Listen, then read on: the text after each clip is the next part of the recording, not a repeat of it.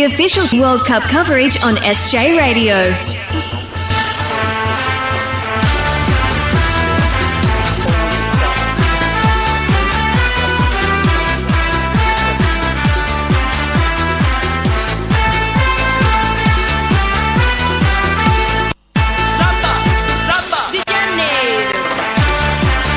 We've seen the 32 teams, 12 countries, 32 countries, 12 rounds, one winner.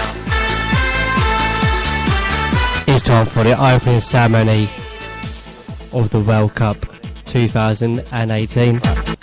What I would say is that big clubs tend to pay lip service to the national team in terms of the importance and the relationship, but there isn't really a relationship between the big clubs and national teams in countries. When push comes to shove, the big clubs will look after themselves. Yep.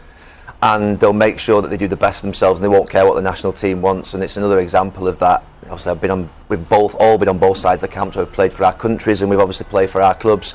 But the reality of it is, the clubs pay the wages, and they think that they're most powerful. And it's probably the same in England, has been over the years. And I actually think that the Spanish Association have done the right thing. I think it's about time that associations stood up to what is, to be fair, a form of bullying in some ways in terms of disrespecting them. Well, you've been a national manager and, of course, a club manager, so you don't blame the Spanish FA for saying this is unacceptable. You were about to manage our team in the World Cup. Yeah, they had to do. I'm sure the Spanish FA didn't want to do it. They wanted to keep Lopetegui, but it was impossible with the power of Barcelona and Real Madrid. It would be totally strange. When I was quitting Croatia after Euros, I said it, but I said it five weeks before the tournament. Like pre-season. Now it was, and there's also a bit of it's Spanish FA, it's a big FA, so they gave him a new contract after the qualifications, which is like a standard for Spain, nothing major.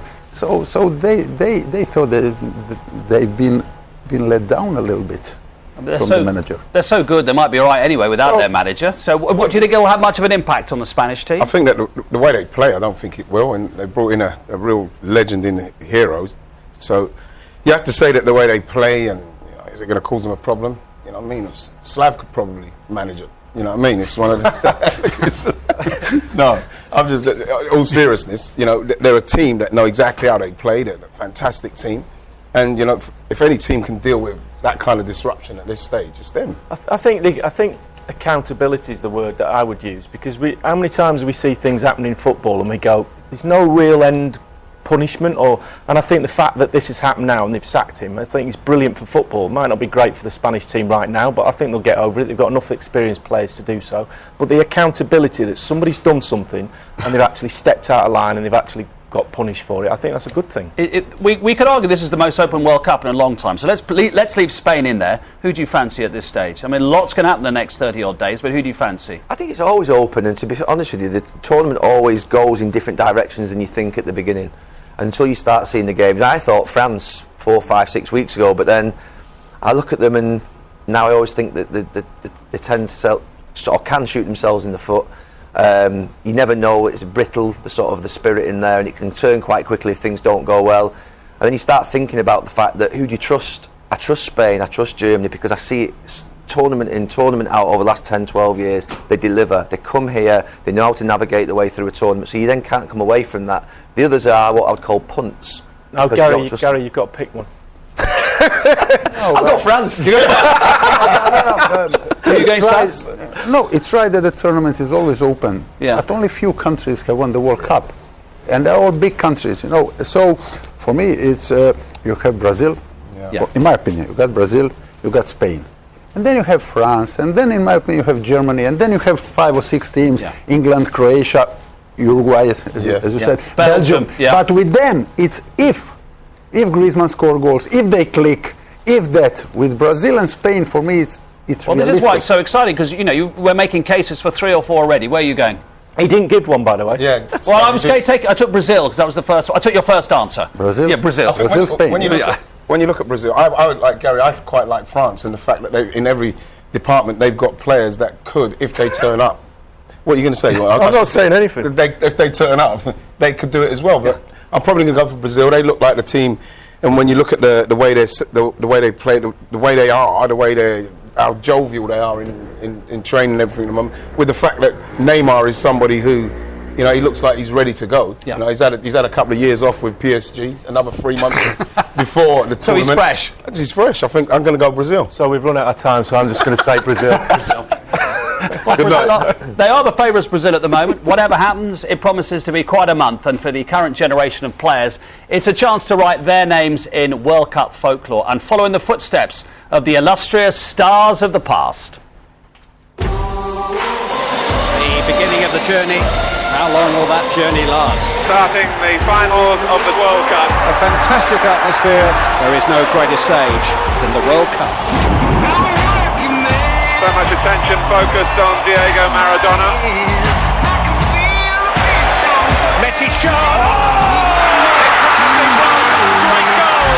Track bounce back, cunning like an alley cat. Here's a showstopper. Ronaldo! It had to be him. Do you think, oh, It's gone! And they made it to the morning. And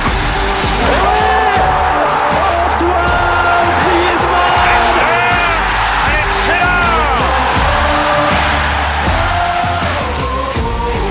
Fullback for Muller. On the goal.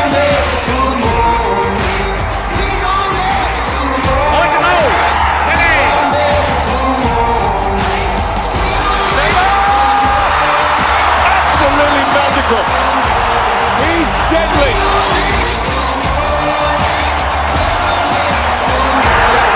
And that's it! Here's Harry Kane! England's main goal-getter is getting his eye in for the summer.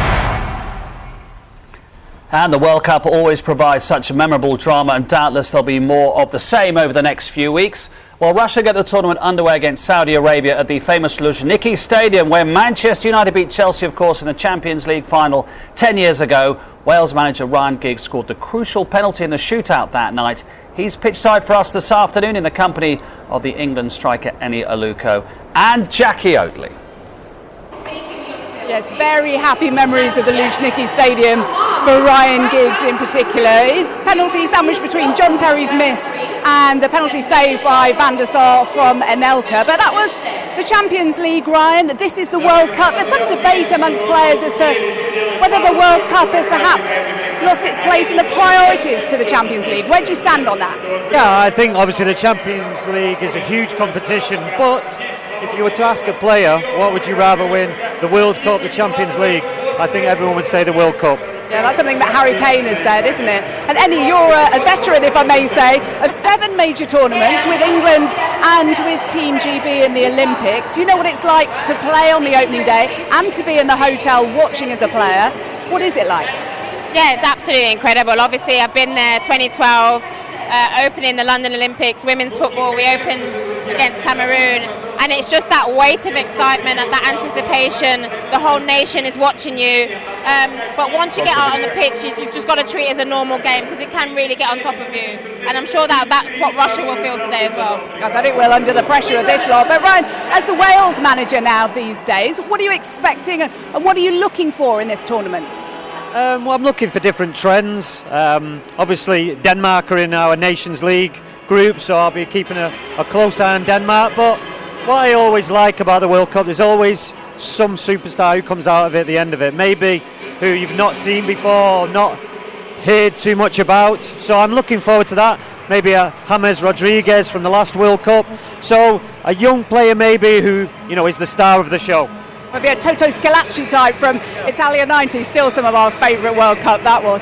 But from this match, Russia versus Saudi Arabia, so much pressure on the host nation, not because there's any expectation from the fans as to how they'll play, but they want to get off to a winning start. What do you think the approach of each side will be? Well, I think for Russia, there's obviously a lot of pressure, and two of the lowest ranked sides. I think for Russia, there's been a lot of changes in their team defensively. The 2 centre halves have had ACL injuries. There's been 10 changes to the back line in the last 2 years. The manager has changed to a back 3. So I think defensively they've got to get it right today. I think for Saudi Arabia, they've scored a lot of goals in qualifying. Their striker El Salawi scored as many goals, joint top scorer with Lewandowski. So going forward, they're obviously very good. And I think so. It's going to be tentative, I think, for the first half. But I think Saudi Arabia will look to score goals as they've done in qualifying. How do you see it going, Ryan? Yeah, I mean, obviously it's huge pressure on Russia, being the host nation, and they're not in good form, haven't won for 7 games. So with the whole of Russia with their eyes on this team, and not a great team if I'm honest, it's a big game for them, and they'll want to, obviously, to get off to a winning start. They will, and that would certainly help because they're looking to avoid becoming the worst host nation in the history of the World Cup. They've got their President Vladimir Putin to come, the opening ceremony, and then finally the 2018 FIFA World Cup will get underway here in the Luzhniki Stadium in Moscow at 4 o'clock UK time. Mark. Thanks, Jackie. More from Jackie and the team in the stadium after full time on what should be quite an afternoon in the Russian capital. And after the break, we all know there's going to be at least one massive refereeing decision here in Russia. So how will the introduction of VAR go down at this World Cup?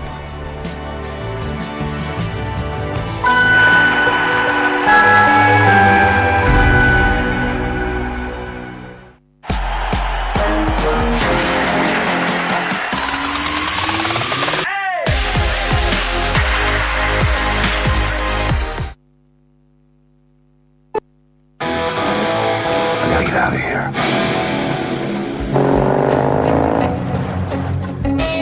What am I looking for? I can feel it. It's magic. Sauvage, Neo. Whatever you dream of, dream big. That's right. The original recipe Tower Burger, now at KFC. Henry Weston knew how to make exceptional cider, the finest apples from a single year, slowly aged for magnificent taste. Henry Weston's vintage cider with character.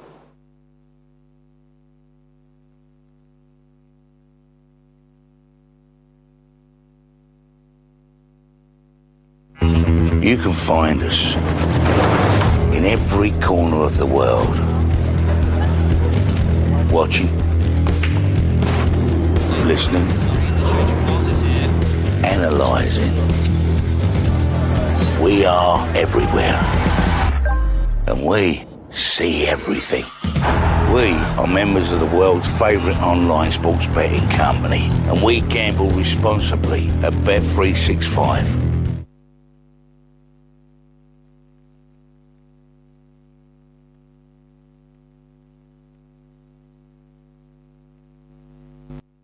About Solpadeine.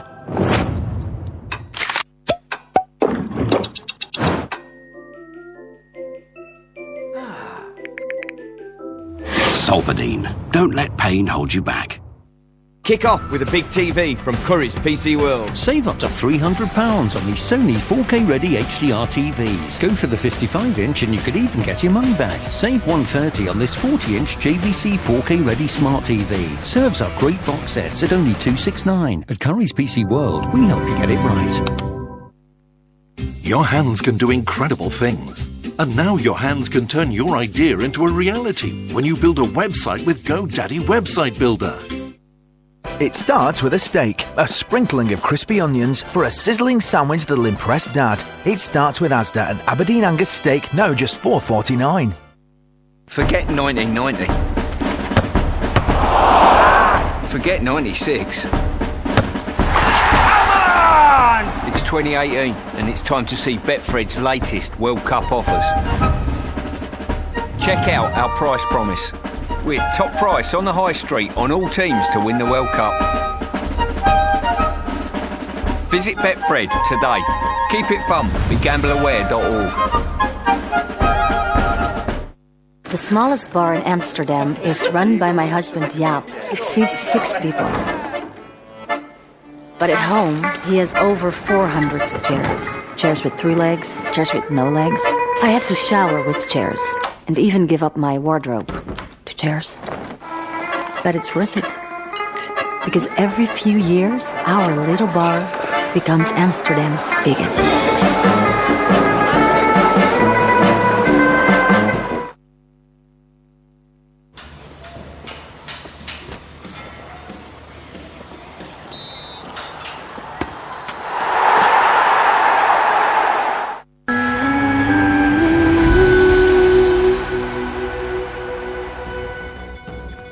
11 cities across Russia will host the 64 games at this World Cup. The Luzhniki Stadium in Moscow and the St. Petersburg Stadium in the north will be the most used, with 7 matches at each. The Russian enclave of Kaliningrad, squeezed in between Poland and Lithuania, is the most westerly city. That's where England play Belgium on June the 28th. Some 3,000 kilometres to the east, the Yekaterinburg Arena lies close to the border with Asia. And in the south, the Fish Stadium in Sochi, scene of the 2014 Winter Olympics, becomes only the second venue after the Stadio Olimpico in Turin to have hosted both events. England played their first group game against Tunisia on Monday in the new stadium in Volgograd, and then they travel north to Nizhny Novgorod to face Panama 6 days later. And the final is back at the Luzhniki Stadium on July the 15th. And to be revealed, there it is. This is what they're playing for the World Cup. That's Iker Casillas on the left, Spain's World Cup winning captain from 2010. OK, FIFA's decision to introduce VAR to the World Cup for the first time has sparked plenty of debate. Mark Clattenburg ref the Euro 2016 final, and he's with us during this World Cup to make sense of it all. Mark, great to have you with us. Let's start at the beginning. What's VAR going to be used for here in Russia exactly? Well, first of all, it's very, very important technology for FIFA because we can't have a big mistake like we've seen in other World Cups. So there's 4 main areas, but the 2 main areas, first of all, is every goal will be checked. Every penalty will be checked. So every time there's a foul, a handball, maybe the ball out of play, and offside, they will be automatically checked. You'll also have every send-off, but not a second yellow card. So only the direct red card. So not all yellow cards, because a second yellow card, if you issue, it means every yellow card will have to be looked at, because what happens if the first one was a mistake? So that's why they made that decision. And the final one is mistaken identity. So if a player is incorrectly sent off, the other person will be corrected and rightly sent off. Pierluigi Collina on the UEFA Refs Committee says assistants shouldn't flag for marginal offsides. Why is that? And it's important because if there's a marginal offside and maybe the back leg's playing him on, it's so tight for an assistant to make that judgment call. And if he gets it wrong and puts his flag up, normally what happens is the player normally stops, the referee will blow his whistle, the players will stop, and therefore the chance to score a goal doesn't happen. So the advice to the assistant referees, when it's tight, to keep the flag down, allow the play to continue. If it goes wide of the goal, goes for a goal kick, therefore it's play on. It doesn't affect the game, because the most important thing is if it enters the goal, as a goal has been scored, it's then being checked for offside and it can be put right. And that's the most important thing. Now, correct me if I'm wrong, but we're not going to hear this dialogue, are we? And people at home are used to, in both rugby codes and cricket, to hear the dialogue between the on-field and off-field officials. Why should we not get to hear that? But there's arguments both ways. I'm for the argument that it should be transparent. It should be that you'll be able to hear what's being said at the right times. Because you know what? The fans, the media, and everybody in football wants to understand, are we looking at offside? Are we looking at a handball in the build-up? And that's what is most important, so everybody can concentrate. And then the final answer, what has been looked at, how it was looked at, and what the final decision is. But I know FIFA today, on the big screen, in all the stadiums that will be used for the World Cup, they will show the message of the decision that's been made by the video assistant referee. And just a quick one, is it true that all the officials in their booths, the VAR officials, are going to be fully dressed in ref's kit? Yeah, they're going to be in their ref's kit. I was even thinking about wearing my ref kit here for ITV today. But no, I thought I'd put a nice suit on. But no, they're going to be using their ref's kits and be ready and act like a match official. Yeah.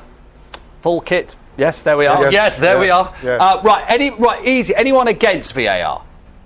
Nope. No? It worries me simply because when Mark said there that every goal will be checked, your first reaction when you score, that worries me.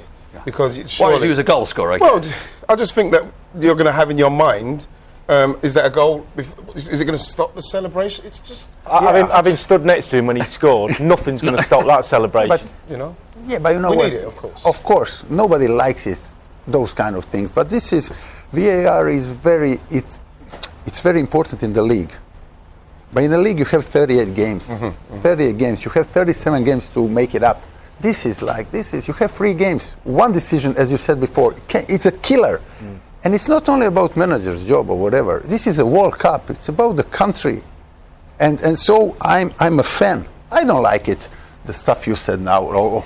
Okay, that nobody likes it to wait for 1 minute. But at the end of the day, it's a fair decision. And they have to speed it up. If they speed it up, brilliant. Improvement in accuracy is perfect. I think it's just the execution of how they deliver it into a stadium or into football. I think that's the thing that's been the problem, the sort of execution of how to actually do it. Oh, it was rubbish this time last year. You and I sat through the Confederations Cup. But as Gareth just said, there's nothing wrong with it in theory. No. And like everything in life, you practice it more, the better you get at it. Well, so that's what we hope for. You do have to practice it. They did practice in the Confederation Cup, and to be honest with you, it was really hard from a broadcasting point of view, because every game there was 3 or 4 incidents, and it was every single time we went to half time, and so they were getting it right. I think they will get it right, and I think the reasons for doing it are absolutely perfectly right, and it's just that clarity that we've talked about getting the actual process right, and so everybody understands it. And what Mark said on there, that's all that fans want as well. Yeah, absolutely. Mark with us throughout the tournament. And after the break, we're going to hear from a man who's been in the eye of a media storm in recent weeks. Raheem Sterling has fought his way to the top and learnt the hard way about life in the spotlight. Every time I do get a setback is, how do I go from here? Where do I go? And, you know, I never panic. I try to think what's the best thing for me and try to do that and achieve that.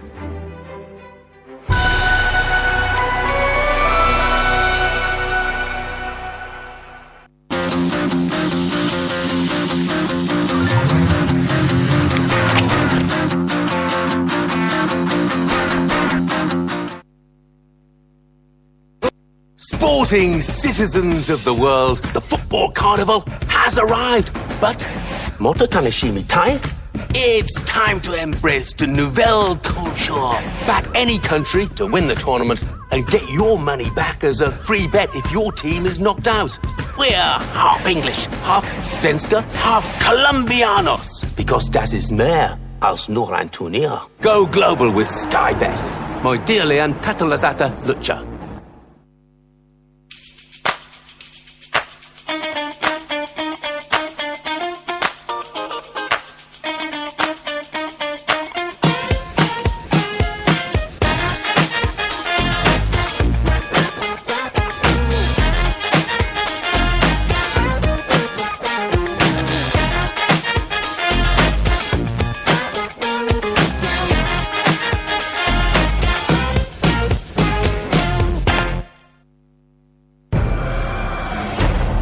I've come so far. I'm not turning back. After all I've sacrificed, I have to wonder, what will I become?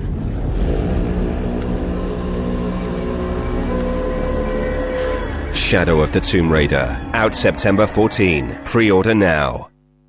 The smallest bar in Amsterdam is run by my husband Jaap. It seats 6 people. But at home, he has over 400 chairs. Chairs with 3 legs, chairs with no legs. I have to shower with chairs, and even give up my wardrobe to chairs. But it's worth it. Because every few years, our little bar becomes Amsterdam's biggest.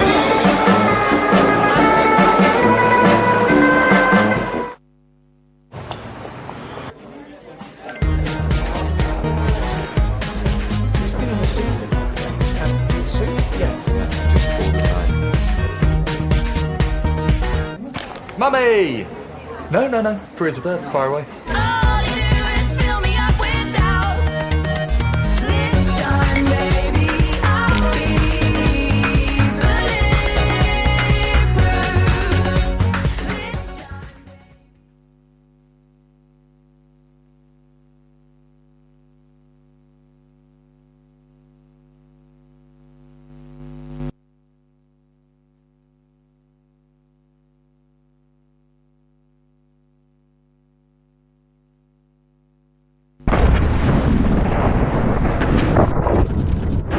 Everyone who falls into cold water has the same instinct, to swim hard.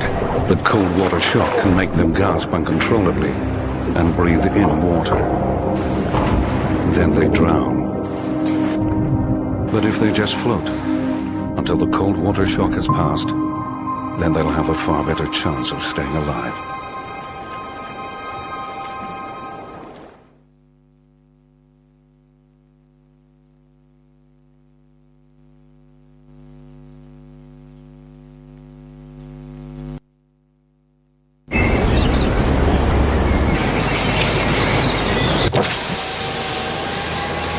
Can we go now? Yes.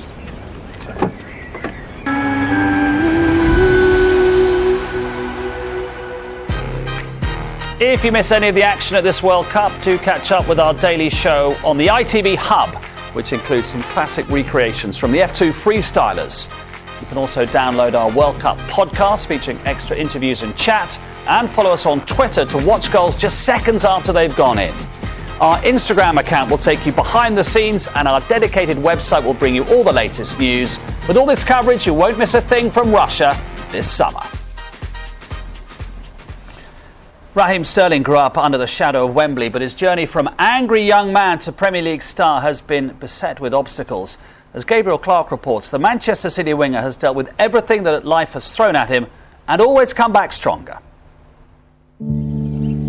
As a player, I'm developing each year, set myself standards and levels I want to reach, but every time I do get a setback is where do I go from here? I never panic. I try to think what's the best thing for me and try to achieve that. Somewhere along the line, things got complicated between England and Raheem Sterling.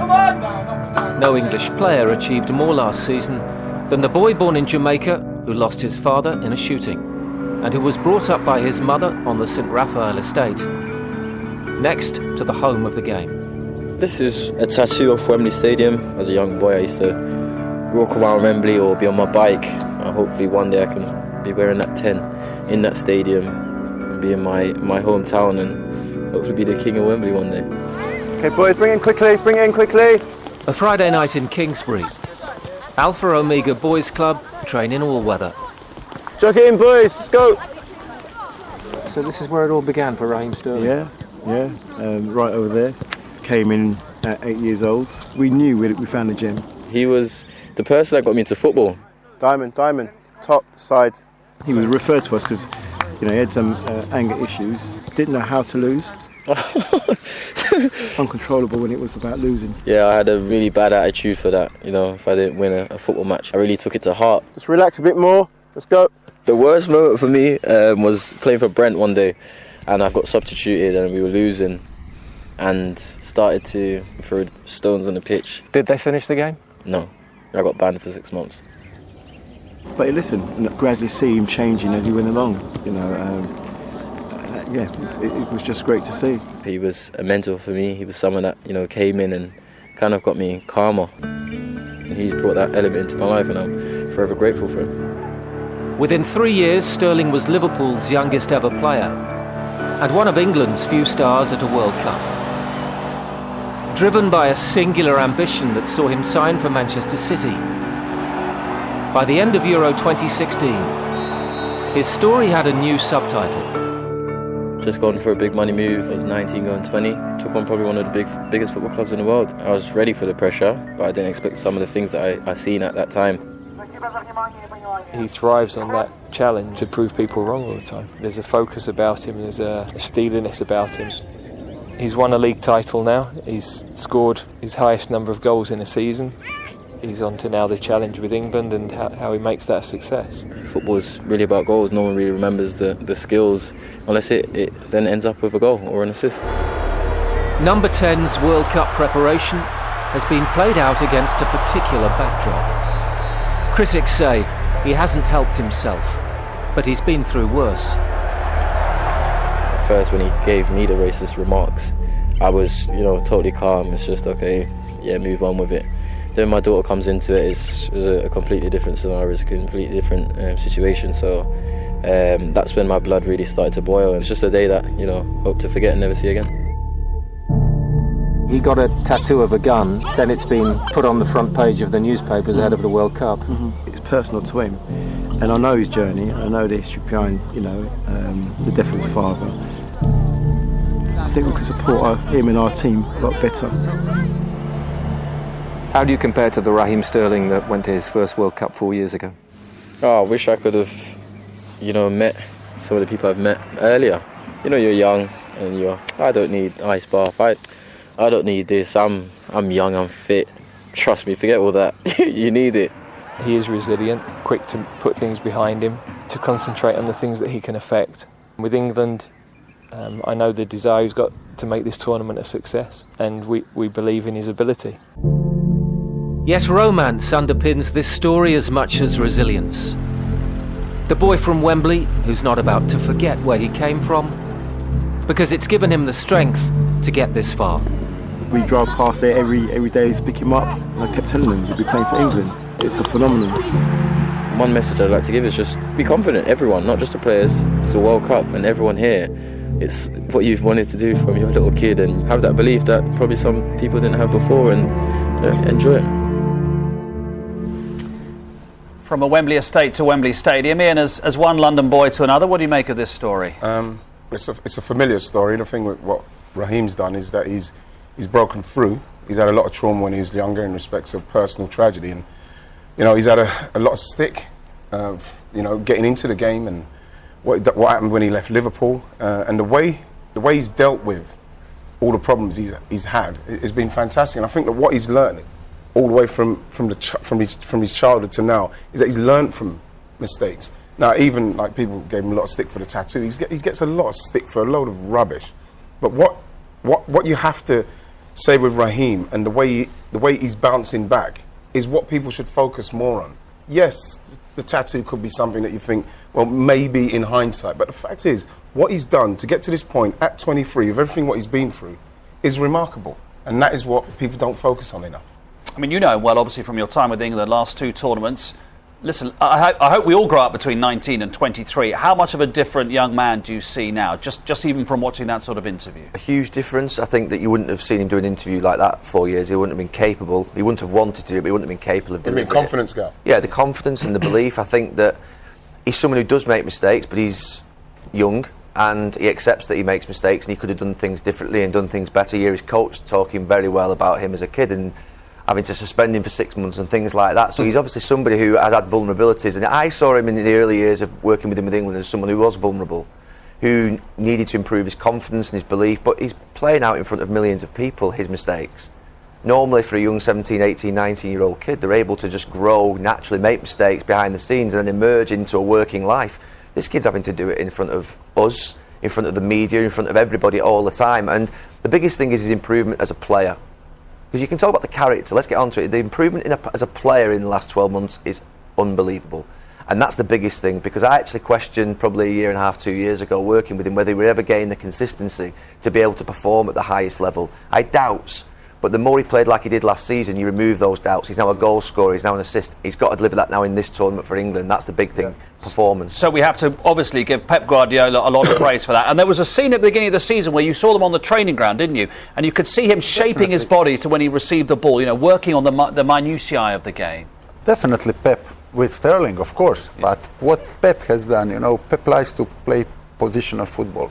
And sometimes positional football is not good for the players who are full of energy, who are pace, who got the space. For Raheem Sterling, what Pep has done, he put him in the right position. He taught him to be in the right position, and he taught him timing to run, but he didn't kill his pace and the energy. So it was a perfect balance, and that's why he had a great season last season. Yeah. But 2 and 38 for England. We talked about this at Ellen Road the other night. Yeah. Marcus Rashford 3 and 19. Interestingly, Lingard 1 in 12.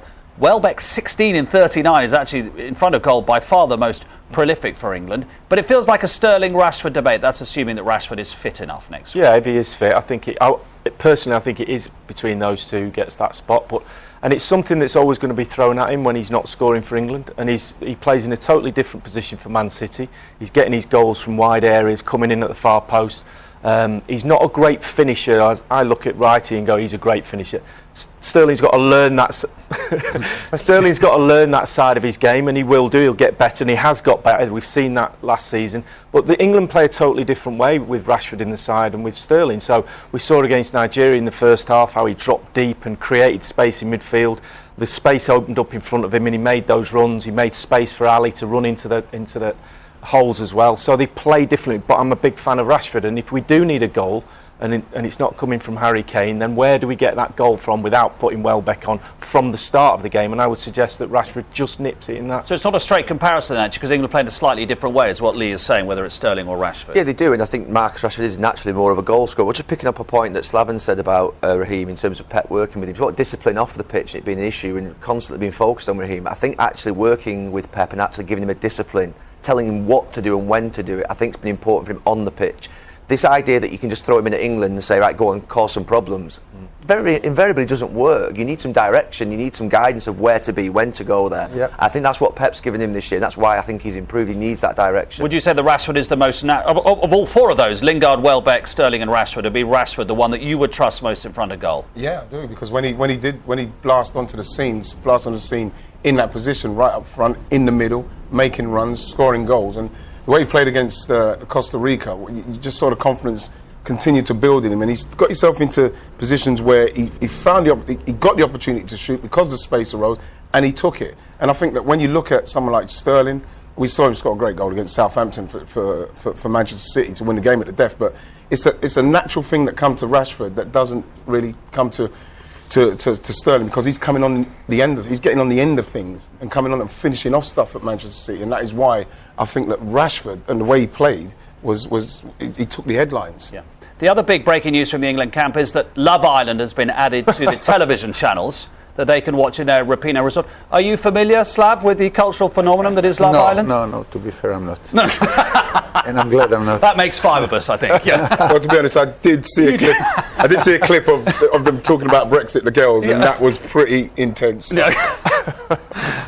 Gabriel will be embedded with the England team throughout the tournament, bringing us all the latest news and developments. And ahead of the Tunisia match, the players know just how important that first game is.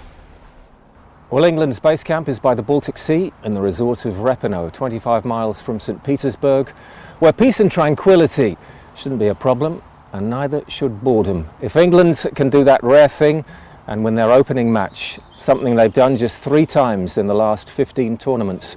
So what a boost a victory over Tunisia would be for this young squad and their manager, who still has a couple of key decisions to make. Eric Dyer or Jordan Henderson? It would appear to be either or. Is that about right? I think that's what the manager said earlier on in the week. So it depends what the manager wants really and what he's seen in the last few months, and also the games and training that we've had here. Every day I will try to train to the best of my ability. Like I would if I already knew I wasn't playing or I was playing, it would be no different to me. The manager's been a calming influence, I think, on everything, not just the players, the staff, the media, everything, you know. Sometimes I think those things get too much attention.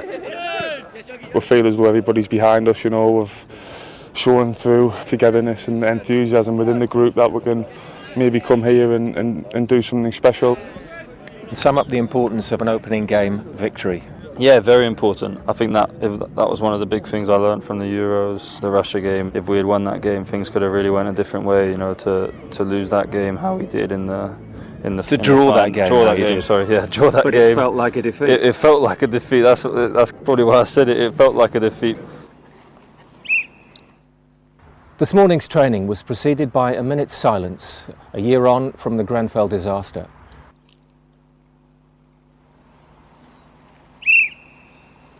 Before England began to fine-tune their preparations, Dyer versus Henderson is one of the key decisions. The other is in defence, with England set to play a team similar to the one that beat Nigeria 2 weeks ago. And Marcus Rashford, who's been carrying a knee injury, should be fit to train tomorrow. Another boost in what's been a remarkably smooth preparation campaign so far. And fingers crossed it remains that way. Gabriel will be the England team throughout the tournament. And after the break, we're going to look ahead to the opening game of this World Cup. The host Russia, the lowest ranked side in the tournament, and they'll be desperate to get off to a winning start against Saudi Arabia.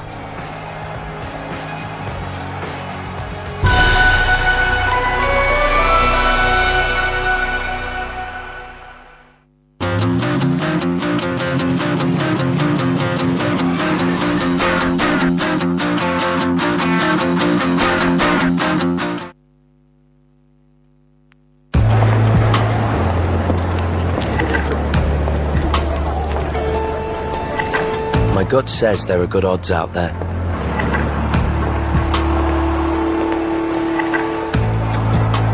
smarts say that Betfair has the best odds on the World Cup. So when I win bigger. That's why I go to Betfair. Betfair, where gut instinct meets smarts.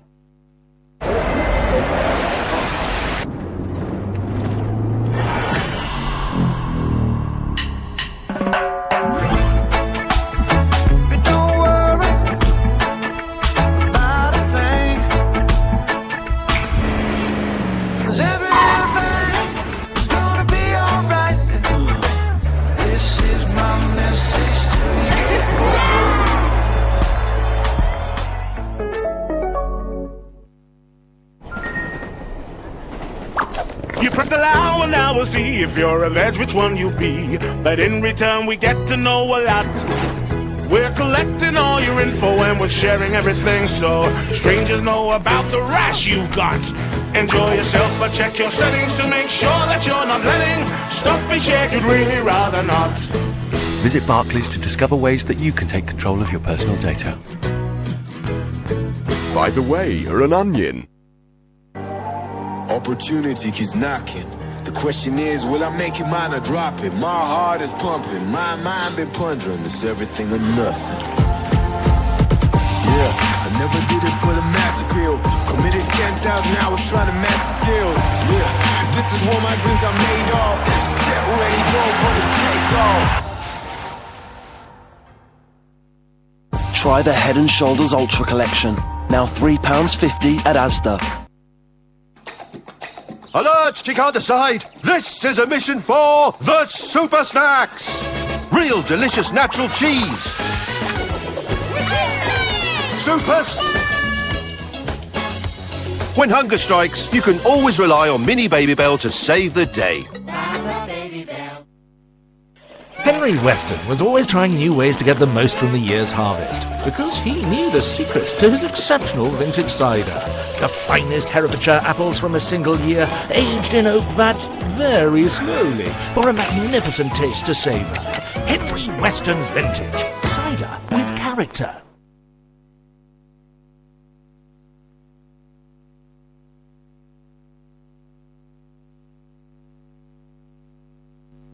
What should we do first? What do you want to do first?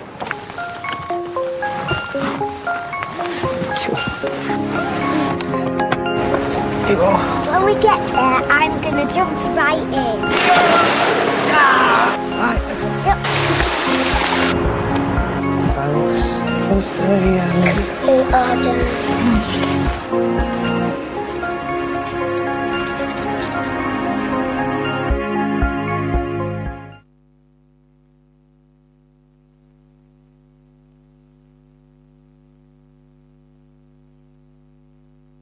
Prime delivers more.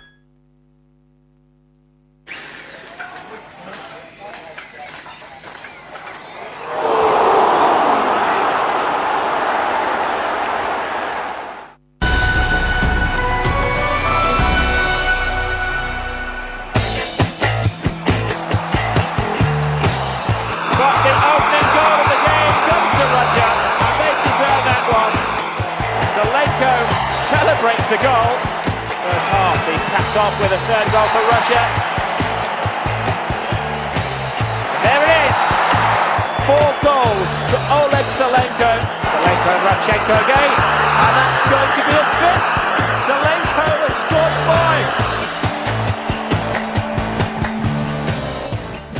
5. Oleg Salenko made history for Russia at the '94 World Cup when he scored 5 in a game against Cameroon. The Russian class of 2018 would love to kickstart this World Cup with a few goals today against Saudi Arabia. Frankly, any win would do, as they haven't won any of their last 7 games. Let's head to outside the Luzhniki Stadium again, where our reporter Seema Jaswal is soaking up the atmosphere. Thank you, Mark. Yes, it is so surreal to finally be stood outside the Luzhniki Stadium for the World Cup. Now, this stadium has largely been restored for the purpose of the tournament, but it still has managed to retain that historical facade. So 81,000 fans are set to arrive here today, and we're all very much looking forward to the opening ceremony, where a familiar face to all of you at home will be headlining, and that is Robbie Williams. And I caught up with him just after his rehearsal. Robbie, you're here and you're about to perform at the opening ceremony of a World Cup. How excited are you? I'm incredibly excited. There's an awful lot of things that have happened through my life that are pinch yourself moments, and you can get a little bit blasé about stuff that happens on the regular. Then all of a sudden something like the World Cup comes up. It's been a boyhood dream to play here on one of the teams, and if I can't play here on one of the teams, then to be given the honour of opening the whole thing feels incredible. And I guess as a football fan yourself, it must make it even more special. Yeah, of course. You know, this is the pinnacle of football life. This is the eyes of the world are on this tournament, and never more so than my eyes are always glued on every single match of every World Cup. And I'm here, and I'm backstage, and I'm about to go on there and open it and sing in front of 80,000 people in the stadium, and then billions of people worldwide. It's a pinch yourself moment. Certainly is, and this is what dreams are made of, right? That's right. So in terms of your soccer aid team, they did very well, didn't they? You must have been proud of the boys. Do you think our England team are going to do as well?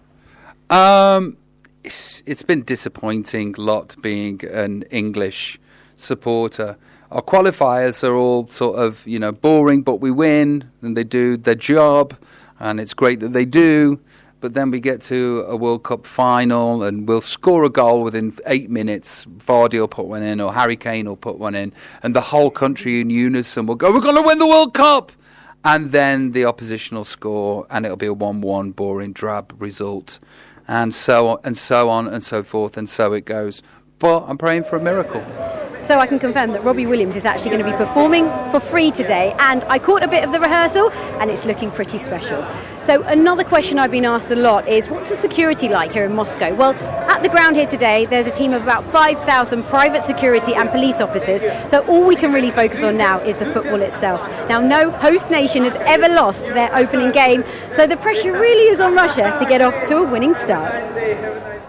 And the pressure is on because their record is awful. Now, Slaven, you managed here in 2012-13 with Lokomotiv. Here's the case for the prosecution why they're so bad. No win in 7, ranked 70 in the world. The Moscow Times says we're doomed to fail. Your old teammate Andrei Kanchelskis, the worst team in my lifetime.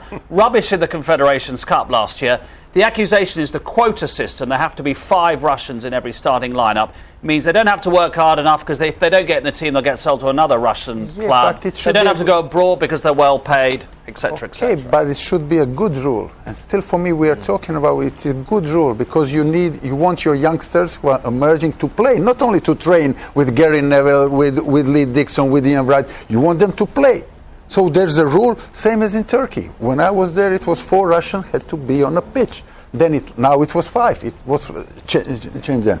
But it's not working. But for some reason, and it isn't working in Turkey also. So for some reason, they are not good. Still, they had to bring from retirement Ignashevich, who is 38. He's going to turn 39 now, because in 6 years they couldn't find a proper centre back. If you ask me why, I don't know why that's happening, but it's happening, unfortunately. But these rules are brought in for the long term, aren't they? Not just for the short term. I wish it would come in the Premier League, and that you would have, say, 5 or 6 British players have to be in the starting 11, and that I think looking at Premier League, we actually are blessed with great foreign players, and we need them in the league. But I think 50-50 is about the right mix for what would be a global league, but also making sure that you get the young players coming through. You look at the England squad now. You're looking at a pool that there's no sort of surprise anymore when you pick the squad. Well, it's 33% are available of every Saturday. Yeah, and there used to be a decision to make 20 years ago. There were big names being left out of England squads. Now, you're not getting to that point anymore, because the talent isn't there. The players aren't in the Premier League. But the counter-argument is that you got much better with exposure to Eric Cantona. You played with a bloke called Bergkamp, You passed the ball to Bergkamp up the wing. But that is the point. If you look at our youth teams at England level, international level, all doing really, really well. And Wenger once said to me, there's a three-point development of players, and that's finding the players, then the progression to get towards the first team, and then the biggest one is getting them in the first team. And he said he said that's the hardest thing, is getting them into the first team. But Gal, you mentioned about Loftus-Cheek having to leave Chelsea, go to Palace to get into England. What's got to happen is that at some stage, I don't mind that. If we could get into something where we do like a certain amount of English players playing like Dico said, with the youngsters we've got coming through, we've got world champions at those levels, and they're just going to fall by the wayside. While England or Britain remains in the EU, of course, employment law will determine against that, but it could change, of course. But the good thing is that example with Loftus-Cheek. I used to have a Russian. He knows he has to be in a squad. Maybe it's easy. Yeah. If I don't play in Lokomotiv, I go to Zenit. Yeah. Loftus-Cheek, he had to work hard. He had to leave Chelsea, go to Crystal Palace, play for Crystal Palace. So he's working hard. It's a good thing about that. It's a competition. So he knows if I want to play there, if I want to play in Chelsea, if I want to go to the World Cup, it ain't going to be easy. But I have to go to Palace. I have to work hard every day, and then that brings out the best of the players. Slav, I have to ask you, do they care enough, the Russians? Now they care. Now they're under enormous pressure now. But I know in a history, which is not good for such a big country, such a huge country, and they love Russia as a country. But for some, the players, they don't have that willingness to play for Russia. And that was their biggest problem. OK, we've got 35 minutes till kick-off between Russia and Saudi Arabia, but coming up after the break, the opening ceremony. We've heard from him. How will Robbie Williams go down with the Moscow crowd?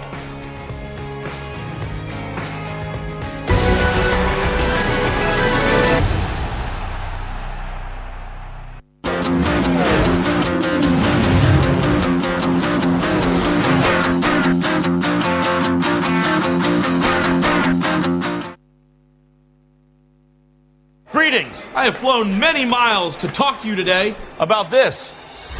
Because with just one goal shot, any of you fine specimen can and will change the world! Here we go!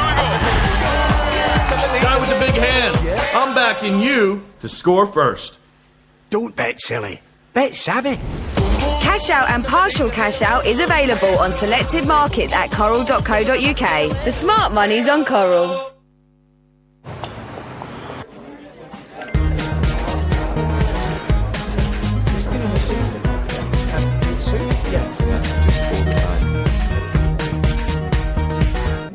Mummy! No. Free as a bird. Fire away.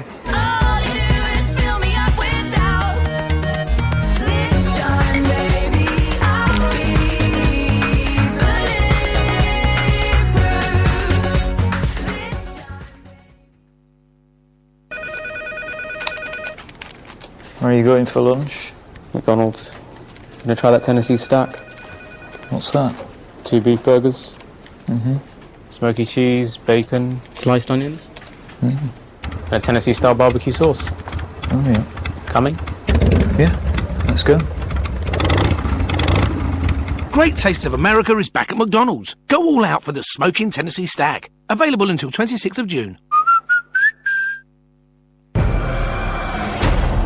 I've come so far. I'm not turning back. After all I've sacrificed, I have to wonder, what will I become?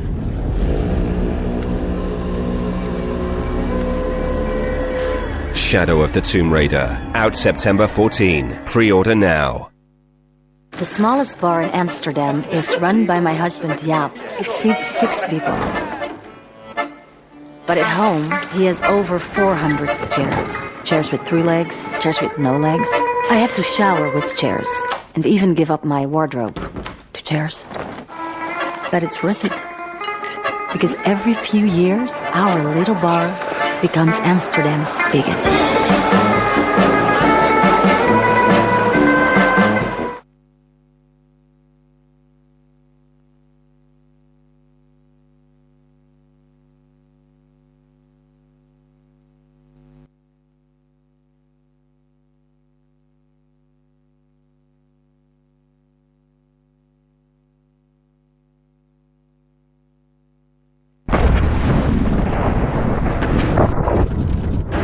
Everyone who falls into cold water has the same instinct, to swim hard. But cold water shock can make them gasp uncontrollably and breathe in water. Then they drown. But if they just float until the cold water shock has passed, then they'll have a far better chance of staying alive.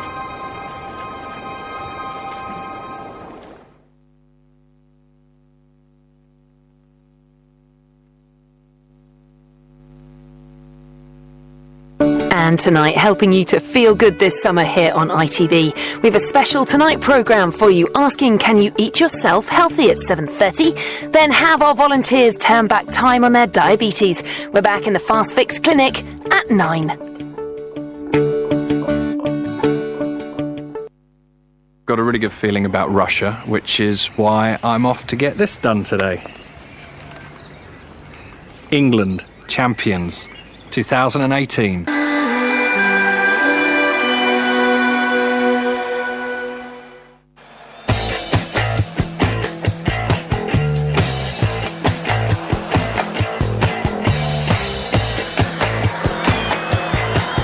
Again, the Saudis break very sharply. What a terrific run this is. Wonderful piece of football. He's still in here. Oh, that's the greatest goal of the tournament. A fabulous goal.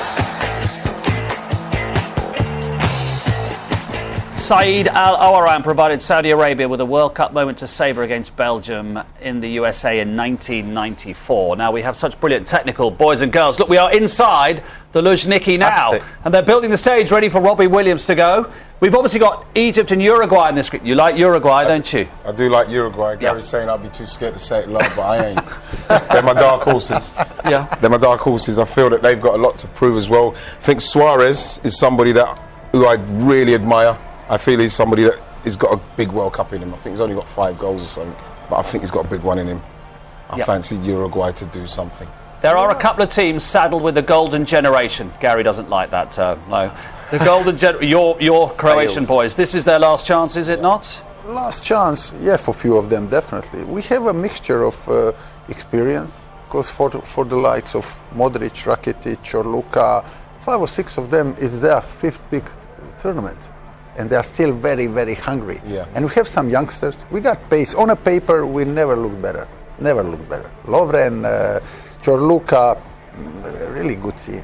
Brilliant team. Rakitic, Modric, Padel, on a wing side. If we click, I said it's very simple story for every team. The whole team has to play good, 14, 15, 16 players. Yeah. But 2 of the players on a key position, they have to play the football of their life.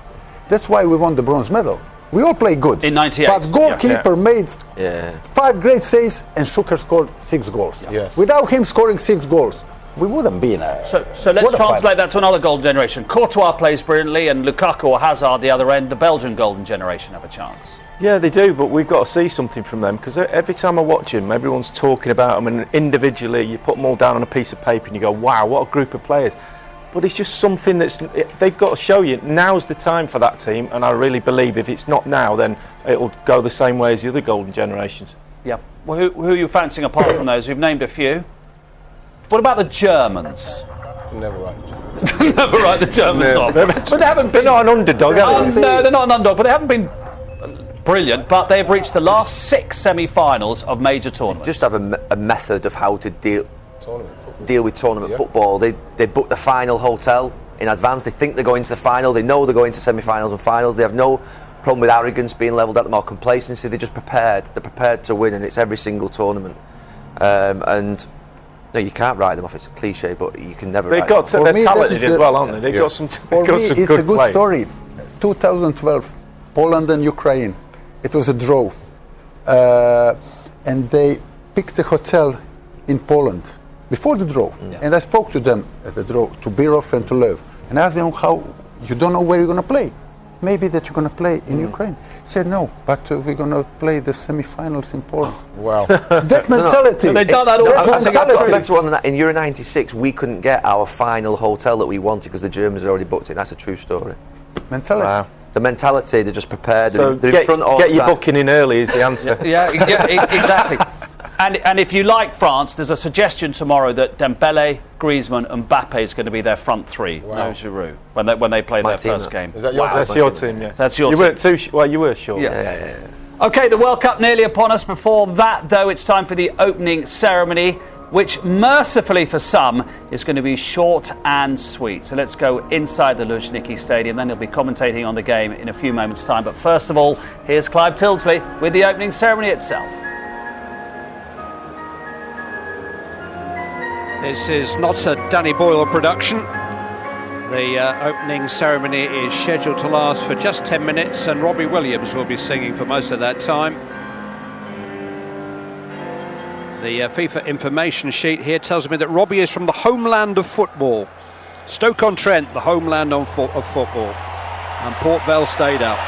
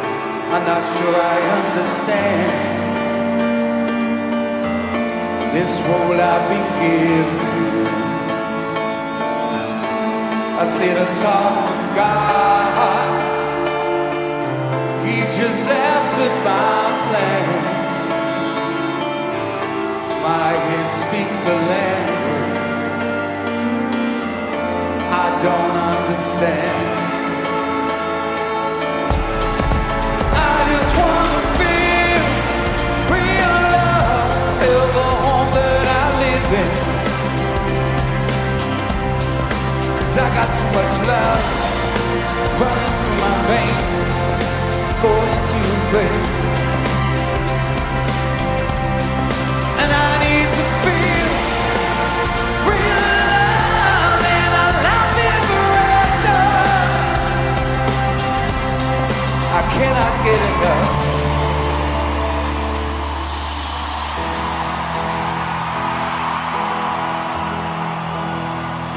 I sit and wait. Does an angel contemplate my fate? Do they know the places where we go when we grow old? 'Cause I've been told that salvation lets their wings unfold. So when I'm lying in my bed, thoughts are running through my head, and I feel the love is dead. I'm loving angels instead, and through it all, she offers me protection, a lot of love and affection.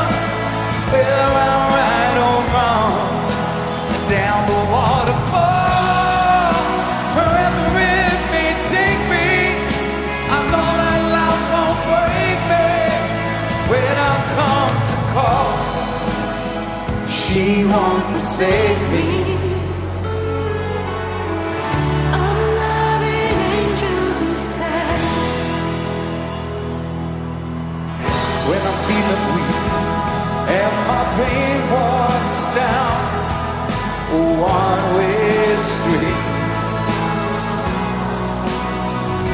I look at love, and I know I'll always be blessed with love. and as the feeling grows, she breathes flesh to my bones. And when love is dead, I'm loving angels instead. And through it all, she offers me protection, a lot of love and affection. Whether I'm right or wrong, and down the waterfall, wherever it may take me, I know that life won't break me. When I come to call, she won't forsake me. I'm loving angels instead.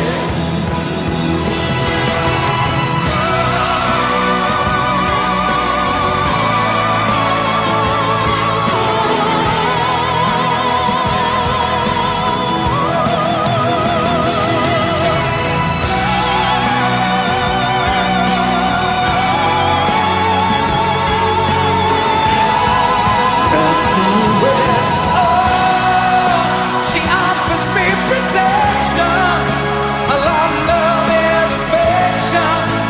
Whether I'm right or wrong,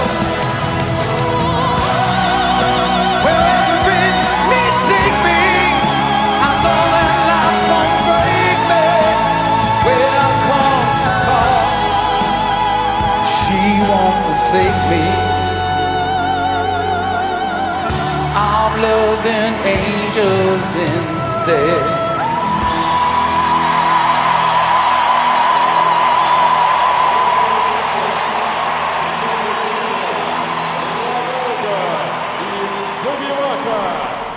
I'm only sorry you missed Ian Wright singing throughout of that.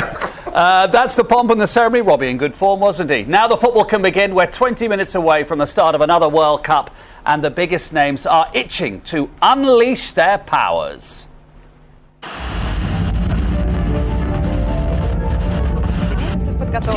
After months of preparation, heroes from all Every different 4 nations years, assemble the stars align, greatest show on earth. united at one place on Earth. Heroes from all nations. The greatest talents from all different nations. with extraordinary powers. The 2018 World Cup. The heroes have assembled. Harry Kane has carried out a rescue act. Kane! He is Superman. He's got the golden touch. There is a new superhero in town. An explosion of the exceptional. Absolutely magical. He is ridiculously good. Simply irresistible. Wonderful, wonderful, wonderful. This man is something else. Modric! Oh, yes! Is it a bird? Is it a plane? Nah, it's Griezmann! He is a phenomenon. Just magnificent. Ronaldo! Oh, that's special!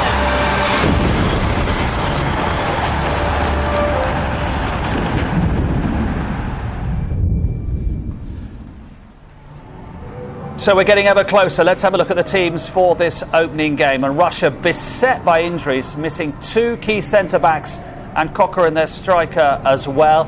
Ignashevich, age 38, we mentioned him already, hauled out of retirement to play in defence. Former Chelsea left-back Yuri Zhirkov starts, and Alan Zagev was the joint leading scorer at Euro 2012. Fyodor Smolov, their most likely source of goals. So that's the Russian lineup for this opening game. And looking at their opponents then, Saudi Arabia, their manager Juan Antonio Pizzi played for Spain at the 1998 World Cup. Saudi Arabia haven't won a World Cup game since '94, their first appearance in 12 years. And a couple of names to look out for them. Mohammed Al Salawi scored 16 goals in qualifying. And the Saudi Messi, everyone has to have one, but he's on the bench. Fahad Al Molawad only makes the substitutes this afternoon. I want you to tell everybody what you said to me last night when I said, we all love the Champions League, it's great, but the World Cup. Yeah, Champions League is great, Premier League is great, Serie A is great, okay, until you feel and watch and see the World Cup. World Cup is something different. It's you can easily say it is more than football. And it means to countries more than football. The prime ministers, the presidents, the leaders of the country, they are giving a farewell to go and represent our country, and it's massive. It's unbelievable. Unbelievable. I mean, you've won the Champions League, you played in finals, you played in 2 World Cups as well. How would you compare that step up in terms of pressure and intensity and excitement of a World Cup? That's the thing, the intensity, the scrutiny. Everyone is the best prepared they can ever possibly be as a player coming into the tournament, which makes it the toughest tournament. And that's the thing that I think most of the World Cups that I've been part of, the toughest tournament. The one that's most difficult, the one that can give you the biggest heartache at the end, which it invariably did. But tough, really tough. The travelling, the demands on the players, endurance of it, and everybody is at a really high level, and it's all condensed into 1 month. And like I say, you've got to be a real tough, resilient, brilliant team to win it. It's the dream. It's the World Cup, though, isn't it? It's the dream, man. It's the one. That's what That's when I was younger. That's what I always wanted.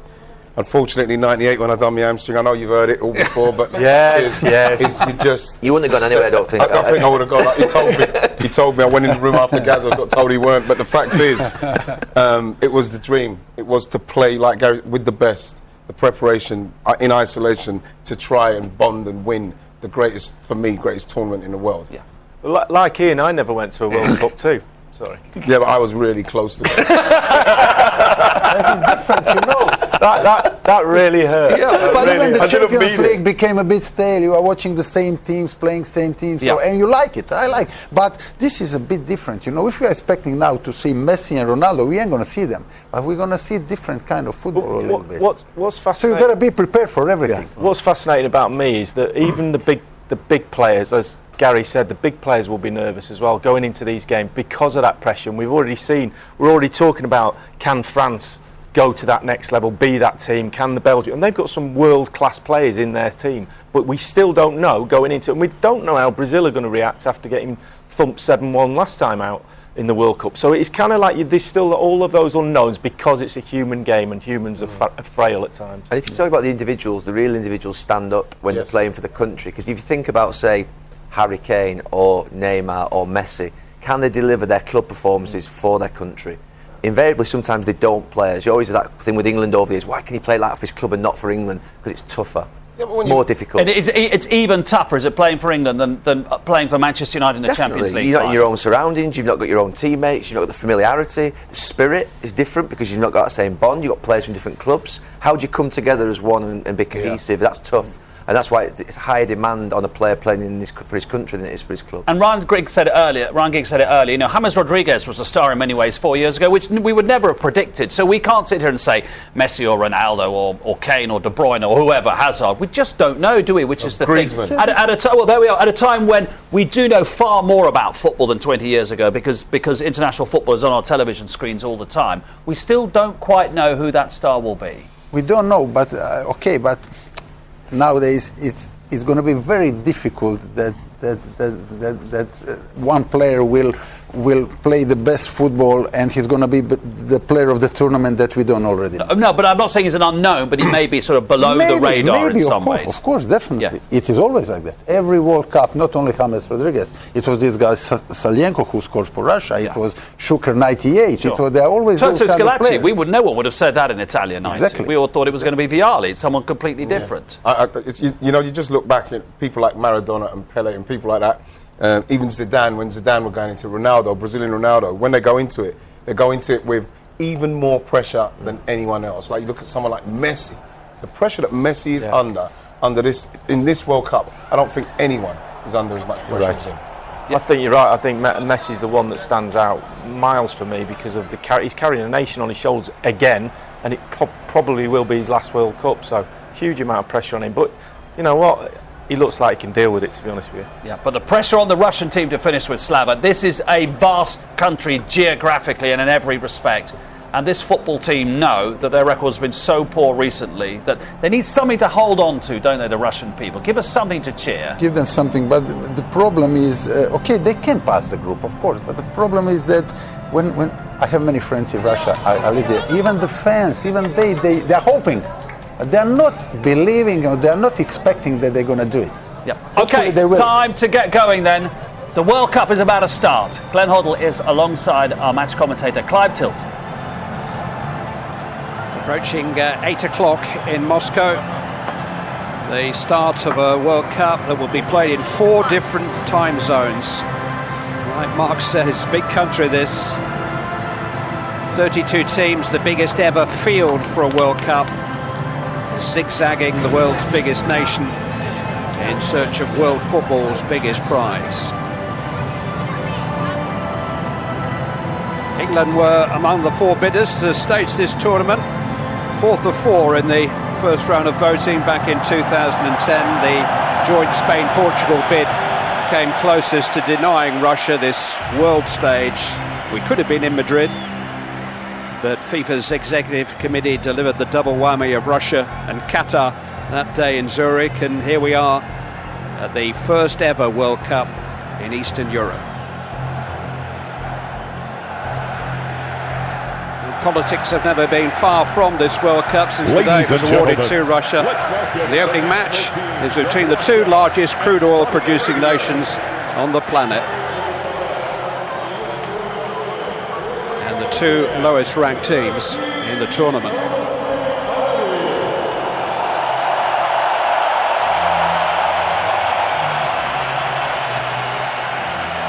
The World Cup will be presented here inside the Luzhniki Stadium in just over a month's time.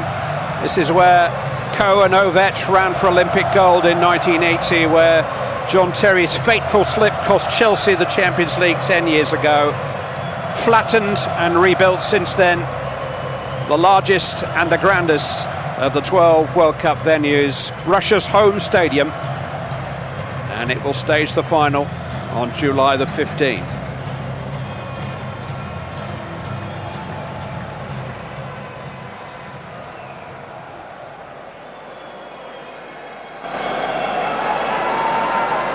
Ladies and gentlemen, please welcome the President of the Russian Federation, Vladimir Putin. Дамы и господа, президент Российской Федерации Владимир Владимирович Путин.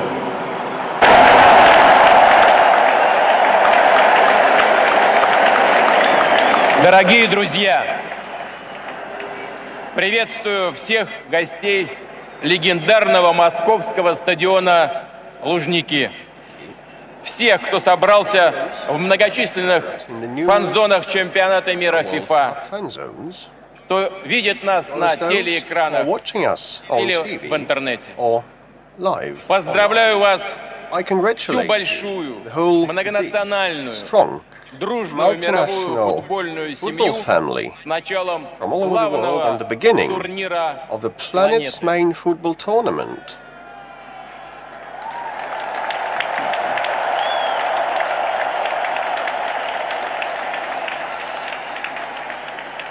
Это грандиозное спортивное событие впервые проходит в России, и мы искренне рады этому.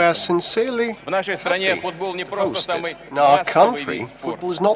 Футбол у нас по-настоящему любят. И эта любовь, что называется, с первого взгляда, с первого официального матча, который состоялся в России в 1897. Мы ответственно готовились в гостях это грандиозное мероприятие. И сделали все для того, чтобы спортсмены, специалисты могли полностью immerse themselves in the atmosphere of a splendid football feast. And of course, enjoy their stay in Russia, an open, hospitable, and friendly country, meet here new friends and people with whom they share the same values. Let's just think of it. Oh, we, devoted fans of football, are so numerous. We're billions of people on our planet. Wherever we live, whatever traditions we hold, football brings us together in one single team. And we're united by our affection for this spectacular, vibrant, uncompromising game, and all the members of this team have a great degree of mutual understanding. This unity, which can be affected by differences in language, ideology, or faith, represents the great power of football and sports as a whole, the power of its humanistic beginning. Our duty is to preserve this power, the unity for the generations to come, for the sake of developing sports and strengthening peace and mutual understanding between peoples. I wish all the teams success and an unforgettable experience to fans. Welcome to Russia.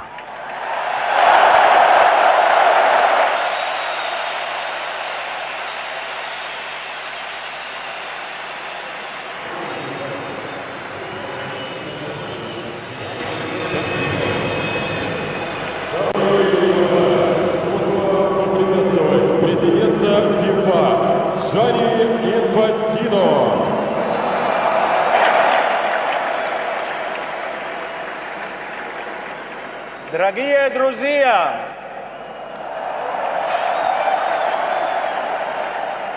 добро пожаловать на чемпионат мира.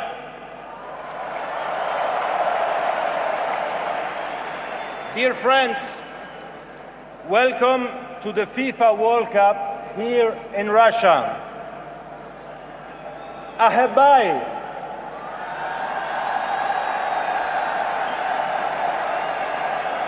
أهلا وسهلا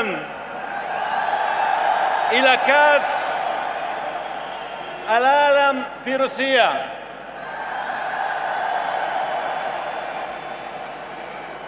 As of today, for 1 month, football will conquer Russia, and from Russia, football will conquer the entire world.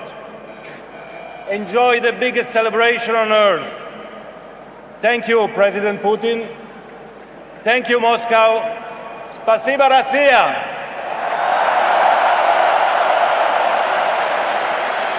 Welcoming words from the President of Russia, Vladimir Putin, and the President of FIFA, Ladies and gentlemen, Infantino. please stand for the national anthem of Saudi Arabia.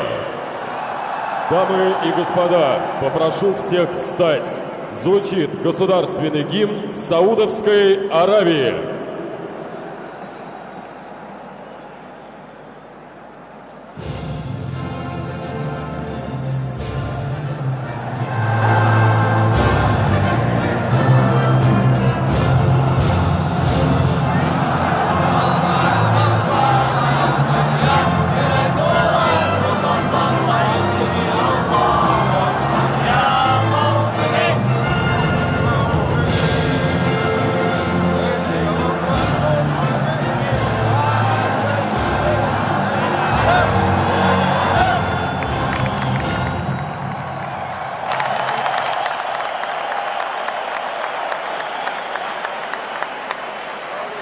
And now, the national anthem of Russia.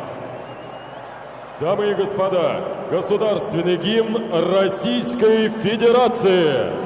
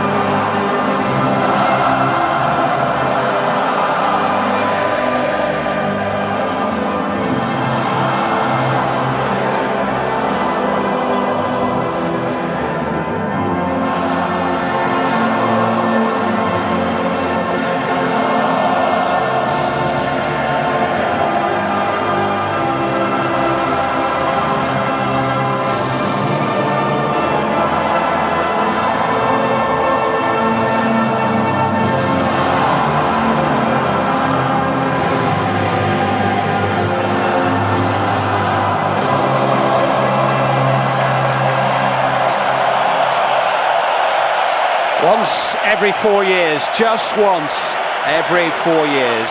Kick-off in the 2018 World Cup Finals comes next.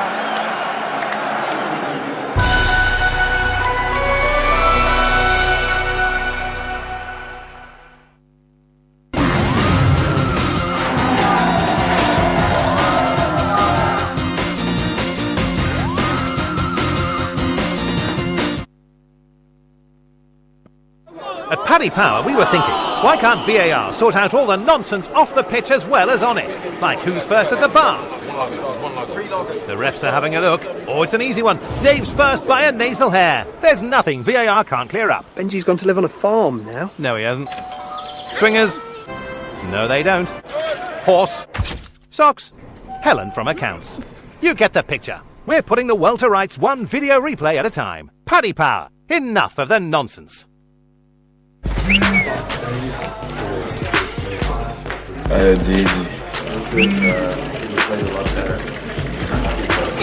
Ball right here. Ball.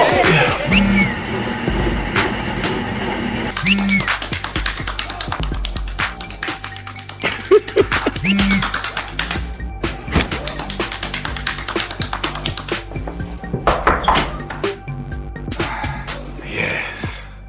He's coming.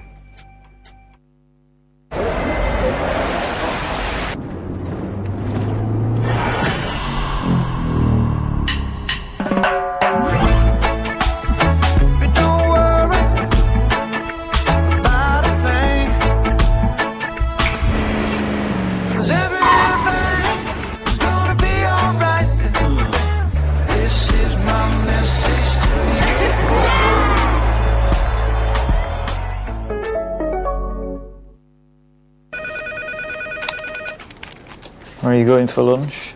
McDonald's. Gonna try that Tennessee stack. What's that? 2 beef burgers. Mm-hmm. Smoky cheese, bacon, sliced onions. Mm-hmm. And a Tennessee style barbecue sauce. Oh yeah. Coming? Yeah, let's go. Great Taste of America is back at McDonald's. Go all out for the Smoking Tennessee Stag. Available until 26th of June.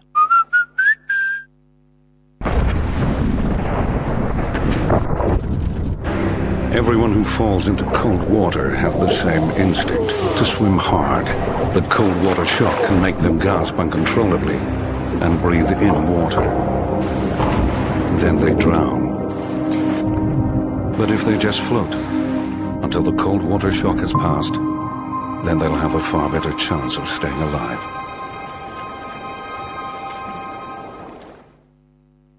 Henry Weston knew how to make exceptional cider. The finest apples from a single year, slowly aged for magnificent taste. Henry Weston's Vintage Cider with character.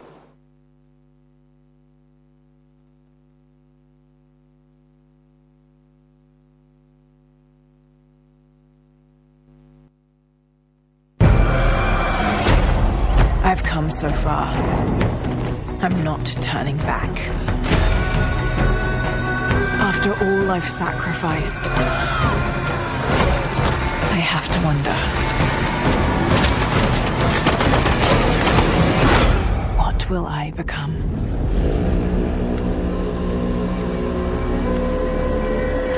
Shadow of the Tomb Raider, out September 14. Pre-order now.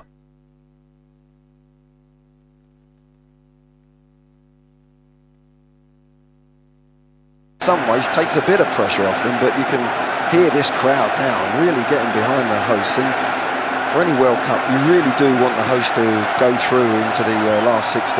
But this is going to be a close call, this game. It really is. We won't know what the standard's like, but let's have a look at it, because these teams are pretty tight. There is the Argentine in charge. He took charge of a quarter-final at the last World Cup. That surging early run by Alexander Samedov has won an early free kick for Russia. Here is the most capped Russian in international history, Ignashevich, brought out of retirement for this tournament. Tossed forward by Kuchepov, turned on by Samedov, dealt with by Omar Hausawi. Russia have not won any of the last 7 internationals they played in order to ready themselves for this tournament. They've been beaten half a dozen times in the last year, 5 times here in Russia. Zagoev trying to make some early inroads. It's fair to say they could do with a good start. Their confidence is somewhere between brittle and shot to pieces. Yeah, they need that early goal if they can get it and get this crowd right behind them. You just see them there getting behind, and the crowd was lifted.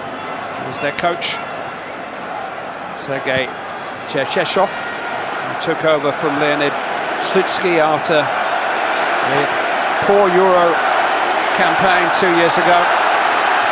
Golovin, maybe their brightest talent, winning a corner. There's a great run from Golovin, gets in behind there, forces that corner. That's what they're prepared to do, go in behind the centre forward. There's got a couple of runners going already early in this game.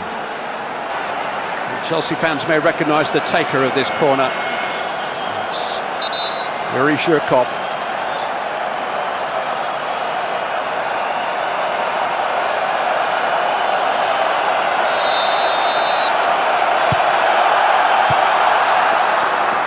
Turned away though by Aldosari. Mario Fernandez taking no chances. Going back to the Russian skipper Igor Akinfeev.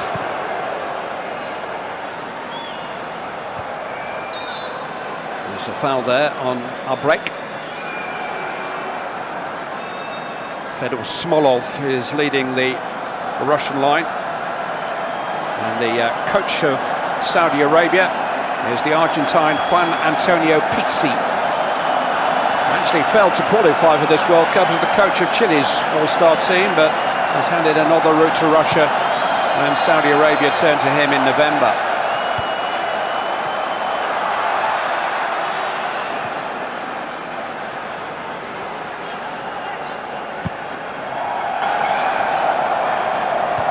And the break just got his head to that. Slipped off Zhirkov for a Saudi throw. Jassan. I think the officials are quite sure which way to give that one. Saudi get the benefit of the doubt. Al break. And the Pressure from Golovin.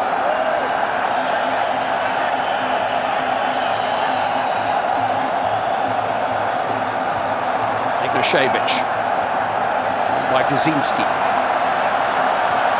Tied up by Otaif, the anchorman in the Saudi Arabia midfield. It's really good pressing from Russia. They're really putting pressure on those two centre-backs for Saudi.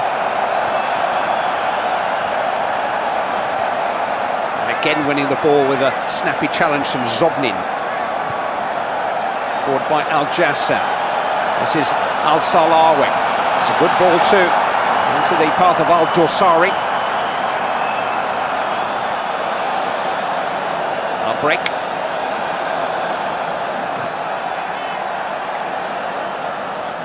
Al-Dosari to Otaif. I'll break to Al-Sheri, who will operate left-footed from this right-hand side. Back pass is a little loose and the goalkeeper comes way off limits. And Saudi Arabia survived the moment.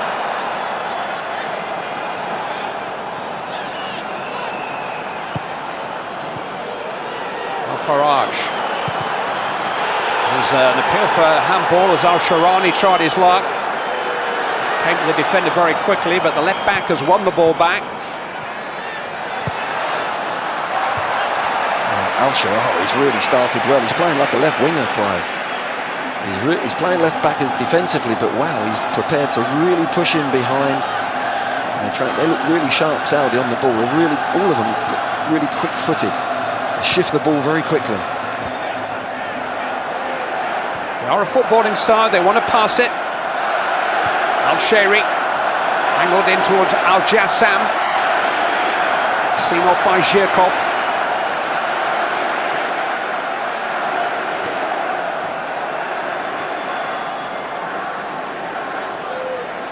The Saudi throw. Now break. It's been won back though by Golovin. And a chance for Zagoev to stretch his legs.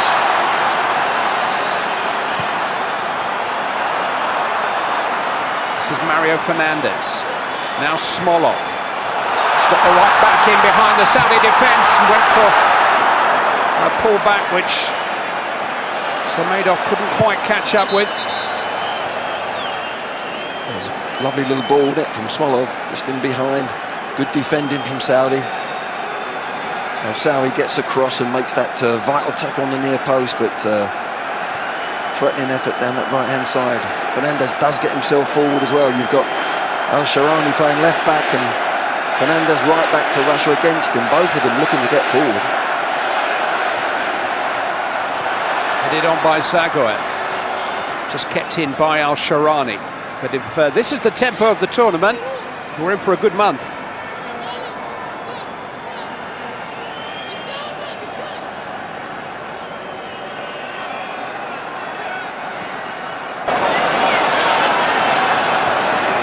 Zagoev just unable to link with Samedov. Away by Omar Housawi.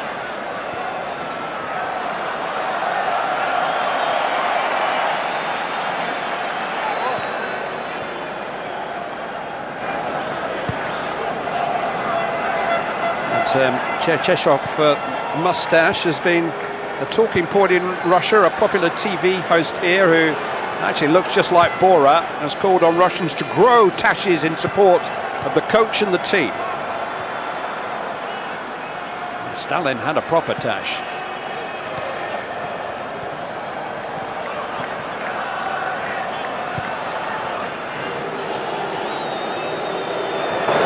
Seventh major international tournament for the keeper, Akinfeev.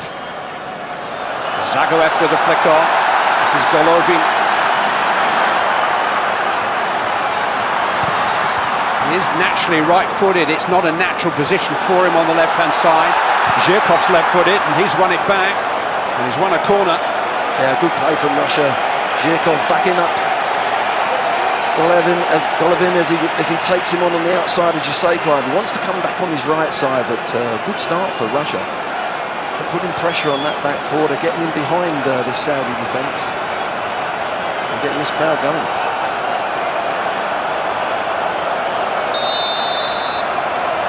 Zirko Forte. He's deep towards Zagoev, but Russia may be caught a little light now as Saudi Arabia break with Al Dorsari. There's some space here for Al Shehri if he can catch up with it. And the throw-in has actually gone